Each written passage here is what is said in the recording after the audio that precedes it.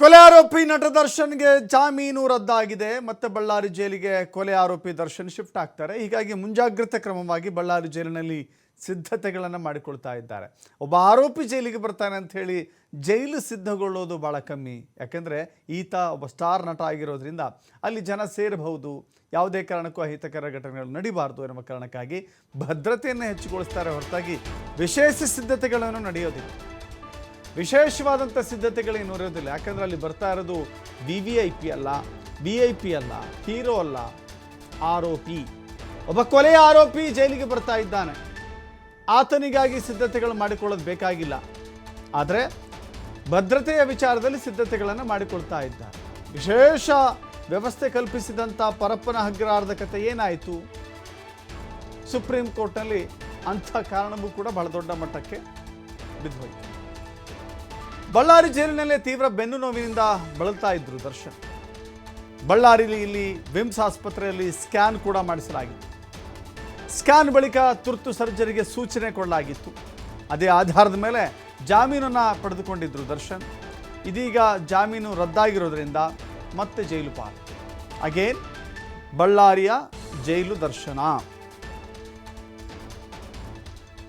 ಚಿತ್ರದುರ್ಗದ ರೇಣುಕಾಸ್ವಾಮಿ ಕೊಲೆ ಪ್ರಕರಣದಲ್ಲಿ ಜೈಲು ಪಾಲಾಗಿರುವಂತಹ ನಟ ದರ್ಶನ್ ಮಧ್ಯಂತರ ಬೇಲನ್ನು ಪಡೆದುಕೊಂಡು ಸುಪ್ರೀಂ ಕೋರ್ಟ್ಗೆ ಕೂಡ ಹೋಗಿರುವಂಥದ್ದು. ಅದಾದ ನಂತರ ಮತ್ತೆ 63 ದಿನಗಳಿಂದ ಮತ್ತೆ ಬಳ್ಳಾರಿಗೆ ಬರ್ತಾರೆ ಅನ್ನುವಂಥ ಸುದ್ದಿ ಕೂಡ ಸಾಕಷ್ಟು ಇರುವಂಥದ್ದು. ನಾವೀಗ ಬಳ್ಳಾರಿಯ ಸೆಂಟ್ರಲ್ ಜೈಲ್ ಮುಂಭಾಗದಲ್ಲಿ ಇದ್ದೀವಿ. ನೀವು ಸಹ ಗಮನಿಸ್ತಾ ಇದ್ರಿ. ಈಗ ಬಳ್ಳಾರಿ ಸೆಂಟ್ರಲ್ ಜೈಲ್ಗೆ ಮತ್ತೆ ನಟ ದರ್ಶನ್ ಬರ್ತಾರೆ ಅನ್ನುವಂಥದ್ದು ಕೂಡ ಇದೆ. 63 ದಿನಗಳಿಂದ ಬಳ್ಳಾರಿಯ ಸೆಂಟ್ರಲ್ ಜೈಲ್ನಲ್ಲಿ ಕೂಡ ಇಲ್ಲಿದ್ರು.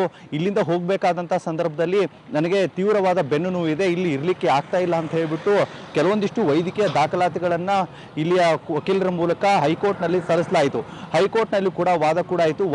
ಆದಂಥ ಸಂದರ್ಭದಲ್ಲಿ ನಟ ದರ್ಶನ್ಗೆ ತೀವ್ರವಾದ ಬೆನ್ನು ನೋವಿದೆ ಅಂತ ಹೇಳ್ಬಿಟ್ಟು ಅವರು ವಕೀಲರು ಕೂಡ ಅಲ್ಲಿ ಸ್ಪಂದಿಸ್ತಾರೆ. ಆದ ಮೇಲೆ ನಟ ದರ್ಶನ್ಗೆ ಇಲ್ಲಿಂದ ಮಧ್ಯಂತರ ಬೇಲ್ ಕೂಡ ಸಿಗುತ್ತೆ. ಸಿಕ್ಕ ನಂತರ ಅನೇಕ ದೇವಸ್ಥಾನಗಳಿಗೆ ಹೀಗೆಲ್ಲ ಹೋಗಿರುವಂಥದ್ದು ಕೂಡ ಇದೆ. ಅದೇ ರೀತಿಯಾಗಿ ಸುಪ್ರೀಂ ಕೋರ್ಟ್ನಲ್ಲಿ ಇವತ್ತು ಮತ್ತೆ ನಟ ದರ್ಶನ್ಗೆ ಕೊಟ್ಟಿರುವಂಥ ಏನು ಮಧ್ಯಂತರ ಬೇಲ್ ಏನಿತ್ತು ಅದು ರದ್ದಾಗಿರುವಂಥದ್ದು. ಮತ್ತೆ ಏನಾದರೂ ಬಳ್ಳಾರಿಗೆ ಬರುವ ಸಾಧ್ಯತೆಗಳು ಕೂಡ ಜಾಸ್ತಿ ಇರುವುದಾಗಿ ಈಗ ಜೈಲಿನಲ್ಲಿ ಕೂಡ ಪೊಲೀಸ್ ಭದ್ರತೆಯನ್ನು ಕೂಡ ಹೆಚ್ಚಿಸಲಾಗಿದೆ. ಸಾಕಷ್ಟು ಪೊಲೀಸರು ಕೂಡ ಇಲ್ಲಿಗಾಗಲೇ ನಿಯೋಜನೆ ಮಾಡಲಾಗಿದೆ. ಎಂದಿನಂತೆ ಯಾವ ರೀತಿಯಾಗಿ ಇಲ್ಲಿ ಪೊಲೀಸರು ಇರ್ತಿರೋ ಅತಿ ಹೆಚ್ಚಾಗಿ ಇವತ್ತು ಪೊಲೀಸರ ಸಂಖ್ಯೆಯನ್ನು ಸಹ ನೋಡಬಹುದಾಗಿದೆ. ಈಗ ಜೈಲಿನಲ್ಲಿ ಕೆಲವೊಂದಿಷ್ಟು ಅಪ್ಡೇಟ್ಗಳನ್ನು ಕೂಡ ಮಾಡಲಾಗಿದೆ. ಈಗ ಏನಾದರೂ ಇಲ್ಲಿ ಕೆಲವೊಂದಿಷ್ಟು ಕೈದಿಗಳನ್ನು ಭೇಟಿ ನೀಡಕ್ಕೆ ಬಂದಿರುವಂಥ ಸಂದರ್ಭದಲ್ಲಿ ಅವರ ಆಹಾರಗಳಾಗಿರ್ಬೋದು, ಏನಾದ್ರು ಅವ್ರ ವಸ್ತುಗಳನ್ನು ಕೊಡೋಕ್ಕೇನೋ ಬಂದರೆ ಅಲ್ಲೂ ಕೆಲವೊಂದಿಷ್ಟು ಏನು ವಸ್ತುಗಳನ್ನು ಕೂಡ ಚೆಕ್ ಮಾಡಲಿಕ್ಕೆ ಅಂದನು ಕೂಡ ಇರುವಂಥದ್ದು. ಮತ್ತು ಇಲ್ಲಿ ನಟ ದರ್ಶನ್ ಮತ್ತೆ ಈಗ ಇದೇ ಜೈಲಿಗೆ ಬರ್ತಾರೆ, ಇಲ್ಲೇ ಇರ್ತಾರೆ ಅನ್ನುವಂಥ ಊಹಾಪೋಹಗಳು ಇರೋದ್ರಿಂದಾಗಿ ಮತ್ತು ಇಲ್ಲಿಯ ಭದ್ರತೆಯನ್ನು ಹೆಚ್ಚು ಮಾಡಬೇಕು ಅನ್ನುವ ನಿಟ್ಟಿನಲ್ಲಿ ಈಗಾಗಲೇ ಪೊಲೀಸರು ಮತ್ತು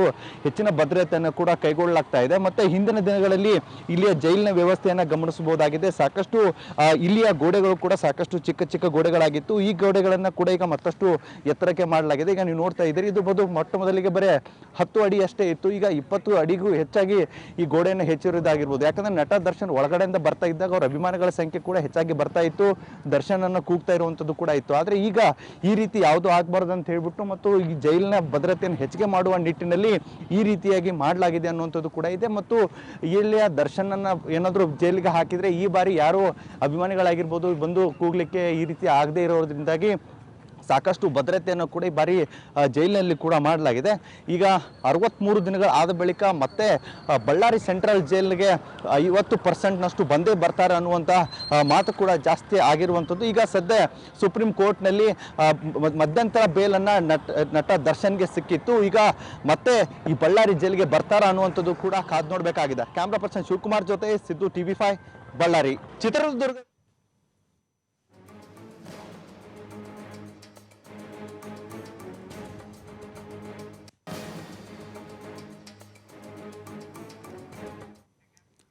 ಕೊಲೆ ಆರೋಪಿ ದರ್ಶನ್ ಜಾಮೀನು ರದ್ದು ವಿಚಾರ ಇದೆಯಲ್ಲ, ಈ ಕಾರಣದಿಂದಾಗಿ ಸಂಜೆ ಒಳಗೆ ಪೊಲೀಸರ ಮುಂದೆ ಶರಣಾಗಲಿಕ್ಕೆ ಸೂಚನೆಯನ್ನು ನೀಡಲಾಗಿದೆ. ಎಲ್ಲ 7 ಆರೋಪಿಗಳು ಕೂಡ ಶರಣಾಗಬೇಕು. ಒಂದು ವೇಳೆ ಶರಣಾಗದೆ ಹೋದರೆ ಪೊಲೀಸರೇ ಅವರನ್ನು ಅರೆಸ್ಟ್ ಮಾಡ್ತಾರೆ. ಇವತ್ತು ಸಂಜೆಯ ಒಳಗೆ ಶರಣಾಗಬೇಕು. ಶರಣಾಗುವ ಬಗ್ಗೆ ದರ್ಶನ್ ಪರ ವಕೀಲರು ಕೂಡ ಮಾಹಿತಿಯನ್ನು ಕೊಟ್ಟಿದ್ದಾರೆ. ಇಲ್ಲ, ದರ್ಶನ್ ಬರ್ತಾರೆ ಸಂಜೆ ಒಳಗೆ. ಇವತ್ತು ಸಂಜೆ ಒಳಗೆ ನಟ ದರ್ಶನ್ ಹಾಜರಾಗ್ತಾರೆ ಎನ್ನುವ ಮಾಹಿತಿಯನ್ನು ದರ್ಶನ್ ಪರ ವಕೀಲರು ಹಂಚಿಕೊಂಡಿದ್ದಾರೆ. ವಿಜಯಲಕ್ಷ್ಮಿ ಕೂಡ ಮಾಹಿತಿಯನ್ನು ಕೊಟ್ಟಿದ್ದಾರೆ ವಕೀಲರಿಗೆ. ದರ್ಶನ್ ಪತ್ನಿ ವಿಜಯಲಕ್ಷ್ಮಿಯಿಂದ ವಕೀಲರಿಗೆ ಮಾಹಿತಿ ಬಂದಿದೆ. ವಕೀಲರು ಈಗ ಮಾಹಿತಿಯನ್ನು ಹೇಳಿಕೊಂಡಿದ್ದಾರೆ. ತಮಿಳುನಾಡಿನ ಬಳ್ಳಾರಿ ಎಂಬ ದೇಗುಲದಲ್ಲಿ ದರ್ಶನ್ ಇದ್ದಾರೆ. ಅಲ್ಲಿಂದ ಸೀದಾ ಬೆಂಗಳೂರಿಗೆ ಬರ್ತಾರೆ. ಬೆಂಗಳೂರಿಗೆ ಬಂದು ಜೈಲಿಗೆ ತೆರಳುತ್ತಾರೆ. ಜೈಲಿನಲ್ಲಿ ಇರಬೇಕಾಗುತ್ತೆ. ಅದು ಬಳ್ಳಾರಿ ಜೈಲು. ಸೊ ಬೇರೆ ಆಪ್ಷನ್ನೇ ಇಲ್ಲ, ಬೇರೆ ದಾರಿನೇ ಇಲ್ಲ. ಸೊ ಹೀಗಾಗಿ ನೇರವಾಗಿ ಬೆಂಗಳೂರಿಗೆ ಆಗಮಿಸಿ ಅಲ್ಲಿಂದ ಬಳ್ಳಾರಿಗೆ ತೆರಳುವಂಥ ಸಾಧ್ಯತೆಗಳಿದ್ದಾವೆ.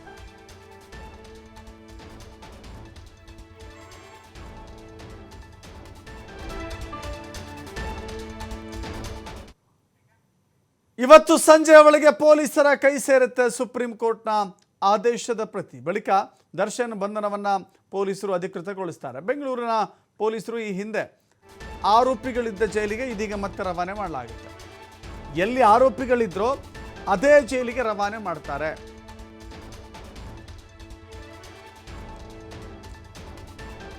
ಮೊದಲ ಆರೋಪಿ ಪವಿತ್ರ ಗೌಡ ಪರಪ್ಪನ ಅಗ್ರಹಾರದಲ್ಲಿದ್ಲು. ಆಕೆಯನ್ನು ಪರಪ್ಪನ ಅಗ್ರಹಾರಕ್ಕೆ ಕಳಿಸಿಕೊಡಲಾಗುತ್ತೆ. ಎರಡನೇ ಆರೋಪಿ ದರ್ಶನ್ ಪರಪ್ಪನ ಅಗ್ರಹಾರದಲ್ಲಿದ್ದುಕೊಂಡು ಸಿಗರೇಟ್ ಸೇದಿ ರಾಜಾತಿಥ್ಯವನ್ನು ಅನುಭವಿಸಿದ್ರು ಎನ್ನುವ ಕಾರಣಕ್ಕಾಗಿ ಅವರನ್ನು ಬಳ್ಳಾರಿಗೆ ಶಿಫ್ಟ್ ಮಾಡಿದ್ರು. ಇದೀಗ ಬಳ್ಳಾರಿ ಜೈಲೇ ದರ್ಶನ್ಗೆ ಖಾಯಂ. ಇನ್ನುಳಿದಂಥ 5 ಆರೋಪಿಗಳು ಕೂಡ, ಯಾಕೆಂತ ಹೇಳಿದ್ರೆ ಕೆಲ ಆರೋಪಿಗಳನ್ನು ತುಮಕೂರಲ್ಲಿ ಇಳಿಸಿದ್ರು, ಕೆಲ ಆರೋಪಿಗಳನ್ನು ಬೆಳಗಾವಿಯಲ್ಲಿ ಇರಿಸಿದ್ರು, ಕೆಲ ಆರೋಪಿಗಳನ್ನು ಕಲಬುರಗಿಯಲ್ಲಿ ಧಾರವಾಡದಲ್ಲೂ ಕೂಡ ಇರಿಸಿದ್ರು. ಯಾರು ಯಾವ್ಯಾವ ಜೈಲುಗಳಿದ್ರೋ ಅದೇ ಜೈಲಿಗೆ ಕಳಿಸಿಕೊಡಲಾಗುತ್ತೆ. ಈ ಹಿಂದೆ ಒಂದು ಮನವಿ ಇತ್ತು, ಅಗೇನು ಪರಪ್ಪನ ಅಗ್ರಹಾರಕ್ಕೆ ವಾಪಸ್ ಕಳಿಸಿ ಅಂತ ಹೇಳಿ. ಇಲ್ಲ, ಯಾಕೆಂದರೆ ಪರಪ್ಪನ ಅಗ್ರಹಾರದಲ್ಲಿ ಒಂದು ರಾಜಾತಿಥ್ಯ ಸಿಗುತ್ತೆ ಅನ್ನೋದು ಗೊತ್ತಲ್ಲ. ಅಲ್ಲಿ ಕೆಲವಷ್ಟು ವ್ಯಕ್ತಿಗಳಿದ್ದಾರೆ, ಬೇಡವಾದ ವಸ್ತುಗಳನ್ನು ಅಲ್ಲಿ ಪೂರೈಕೆ ಮಾಡ್ತಾರೆ.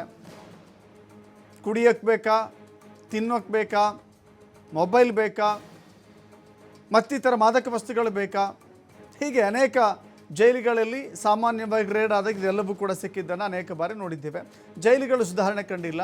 ಜೈಲಿಗೆ ಹೋಗಿರುವಂಥ ಆರೋಪಿಗಳು ತಮ್ಮ ವ್ಯಕ್ತಿತ್ವದಲ್ಲೂ ಕೂಡ ಸುಧಾರಣೆ ಕಂಡಿಲ್ಲ. ಯಾವುದೇ ಸುಧಾರಣೆ, ಯಾವುದೇ ಬದಲಾವಣೆ ಆಗಿಲ್ಲ. ಸೊ ಹೀಗಾಗಿ ಯಾವುದೇ ಬದಲಾವಣೆಗಳನ್ನು ನಿರೀಕ್ಷಿಸಲಿಕ್ಕೆ ಸಾಧ್ಯವಿಲ್ಲ ಅನ್ನೋದು ಗೊತ್ತಿದೆ. ನೋಡ್ತಾ ಇದ್ದೀರಿ ದೃಶ್ಯಾವಳಿಗಳಲ್ಲಿ. ಈ ದೃಶ್ಯ ಇದೆಯಲ್ಲ ನೋಡಿ ಹೆಂಗೆ ಅಂತ ಹೇಳಿದ್ರೆ, ದರ್ಶನ್ ಒಬ್ಬ ಹೇಳಿ ಕೇಳಿ ಈ ರಾಜ್ಯದಲ್ಲಿ ಅತ್ಯಧಿಕ ಅಭಿಮಾನಿಗಳನ್ನು ಹೊಂದಿರುವಂಥ ಸ್ಟಾರ್ ನಟ. ದರ್ಶನ್ ಎಲ್ಲೇ ಹೋದರೂ ಕೂಡ ಅನೇಕ ಅಭಿಮಾನಿಗಳು. D boss D boss D boss ಅಂತ ಹೇಳಿ ಜನ ಮುತ್ತಿಕೊಳ್ತಾ ಇದ್ರು, ಸೆಲ್ಫಿ ತೆಗೆದುಕೊಳ್ತಾ ಇದ್ರು. ಆತನನ್ನು ಅನೇಕರು ಅಣ್ಣ ಅಂದ್ಕೊಂಡಿದ್ರು, ಹೀರೋ ಅಂದ್ಕೊಂಡಿದ್ರು, ದೇವರು ಅಂದ್ಕೊಂಡಿದ್ರು.